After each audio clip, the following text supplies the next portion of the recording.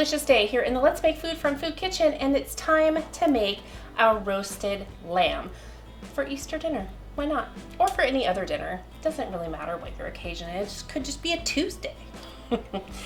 So this is relatively small for a lamb roast, and I always look for the small one because my kids will eat lamb, but it's not something that they eat a lot of, and I don't want a whole bunch left over unless I have plans to make a shepherd's pie. So I just recently made one. I don't know, this will be good.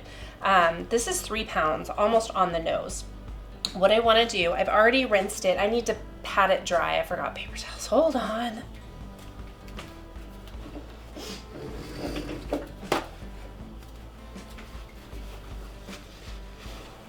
Okay, so what I want to do is just pat it dry. I'm going to turn it over so that I get the cutting board as well because, well, it was wet and I got the cutting board wet. So we just want to take away any additional moisture so that when we put our olive oil and herbs on there, it sticks to it.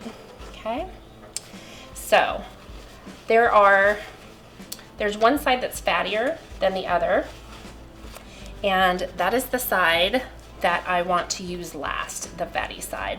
Of course, this still has some fat, but it's not as much as the other side. So what I want to do, I have a bowl here, and I have some fresh rosemary, thyme, and garlic. The rosemary and thyme are from my garden, but garlic is not. I tried to grow garlic twice now. And the first time I planted it, something dug it up immediately. Like the next day I went out and it was all dug up. So I let some sprout in the house and then I planted it, and then we had an unexpected freeze. I don't know if that's what killed it, but like, I don't know if garlic grows and freeze. I'm still very new to gardening, so I don't know. I'm trying. I am trying. That was thyme, and this is the rosemary, and I've chopped it up a little bit. And then I have a tablespoon of salt, and I am going to crack a bunch of pepper in here as well.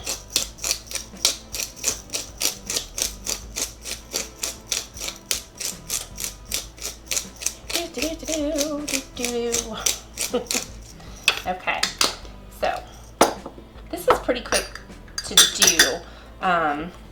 Most of the time spent is the roasting time. I already pre-rinsed it. Okay, so I'm going to take about half of this and just spread it. I'm just using my hands. I have a little brush there, but why pretend that that's a thing I do in my own kitchen? Because I don't. 9 times out of 10, I just do it with my hands. Because they're clean, I wash them, so we're good. Okay, so I've got it pretty evenly spread over this half, and I want to turn it upside down and get this lovely garlic, and then I'm just going to take the rest of it and pour it on there. And this pan has a rack. Please do cook it on a rack. There we go. If you don't have a rack, something you can do is take some strips of foil and just roll it up kind of tight, and then rest it on the strips of rolled up foil to kind of makeshift rack cook it. Make do with what you got. All right, this is an in-oven thermometer. You're gonna put it in the thickest part of the lamb. So I'm just gonna stick it right in the middle there, just like that. 135 degrees is the temperature I wanna reach. Should take 1 hour and 15, maybe 1.5 hours. We're gonna pull it out and let it rest after it reaches that temperature. I'm gonna set that temperature on here and it'll beep at me when it's done. So I'm gonna do that, and I'm gonna take it out and let it rest for 15 minutes before I turn the cameras back on. All right, my lamb roast cooked, it rested, and the temperature actually got a little higher than I wanted it to. So there's something called carryover cooking. When you take it out of the oven, it will continue to cook for a few more degrees.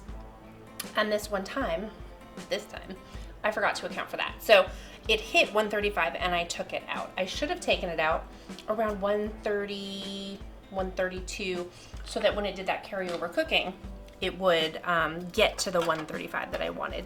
I'm human, I make mistakes a lot.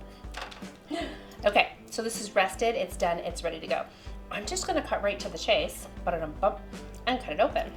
I should take this netting off. However, I'm not trying to fling stuff all over the place.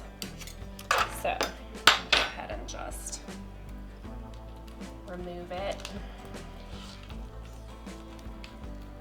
Okay, so what I was going for was a medium rare, but because I overcooked it, it's more of a medium.